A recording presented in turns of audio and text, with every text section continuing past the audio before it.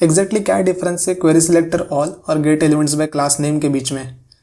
तो यहाँ पे एक अनऑर्डर लिस्ट है जिसके अंदर दो लिस्ट आइटम रेंडर हो रहे हैं और लिस्ट आइटम के ऊपर नम क्लास है। तो हम लोग इसको गेट करेंगे दोनों मेथड्स के थ्रू। तो यहाँ पे मैं क्वेरी सिलेक्टर ऑल से नम को गेट कर रहा हूँ और यहाँ पे मैं gate elements bye class name से नम क्लास को गेट कर रहा हूँ। और हम लोग दोनों वेरिएबल्स का आउटपुट देख लेते हैं।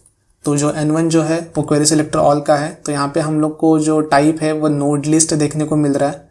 हम लोग को दो ही लिस्ट आइटम रिटर्न हो रहे हैं। सिमिलरली जो n2 है वो gate elements bye class name का है और यहाँ पे हम लोग को टाइप HTML कलेक्शन देखने को मिल रहा है। और सिमिलरली यहाँ पे भी हम लोग को दो ही लिस्ट आइटम देखने को मिल रहा है मैचिंग।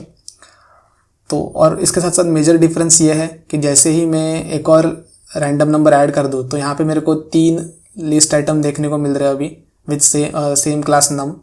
और यहाँ पे मैं अगर जाके n1 और n2 का आउटपुट वापस चेक करूँ तो यहाँ पे मैं लिख रहा हूँ n1 और n2। तो ये जो क्वेरी सिलेक्टर ऑल का जो आउटपुट था वो अभी भी दो ही लिस्ट आइटम दिखा रहा है n1 के अंदर, पर n2 के अंदर मेरे को यहाँ पे 3 लिस्ट आइटम्स जो अभी ऐड हुआ वो भी मेरे को यहाँ पे देखने को मिल रहा है।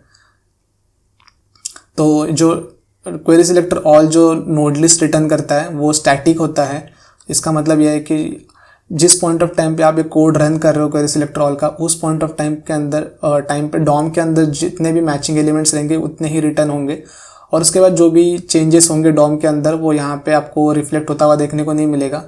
ऑन दी अदर हैंड जो gate elements bye class name है वो लाइव HTML कलेक्शन आपको रिटर्न करता है। तो ये डॉम अपडेट्स के साथ साथ सिंक होता रहता है। अगर आपका मैचिंग क्राइटेरिया का एलिमेंट ऐड या फिर रिमूव हो गया डॉम के अंदर से तो ये HTML कलेक्शन भी उसके साथ साथ अपडेट हो जाएगा।